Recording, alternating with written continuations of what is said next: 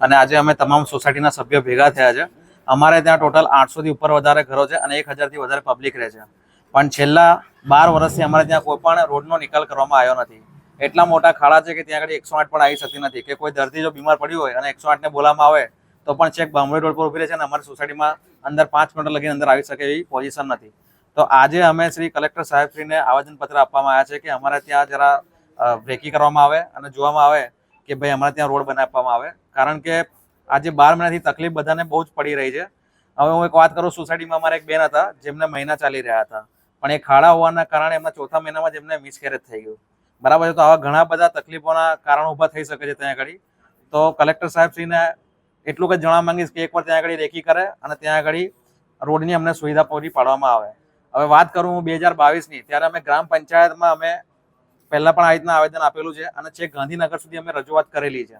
હવે ગાંધીનગરથી ત્યાં રેકી કરવામાં આવી હતી, સાહેબો એને ચેક પણ કર્યું અને ટોટલ 1 કરોડની ગ્રાન્ટ પાસ કરવામાં આવી હતી. પણ હાલ સુધી એ ગ્રાન્ટનો શું ઉપયોગ થયો છે તે કશું પણ ચોપડે ઉલ્લેખ નથી અને રોડ પણ બનાવવામાં આવ્યો નથી. જો આ રોડનો નિકાલ હવે કરવામાં નહીં આવે તો અમે ઉગ્ર આંદોલન કરીશું અને એની ટોટલ જવાબદારી સરકારની રહેશે, ગોધરા નગરપાલિકાની રહેશે.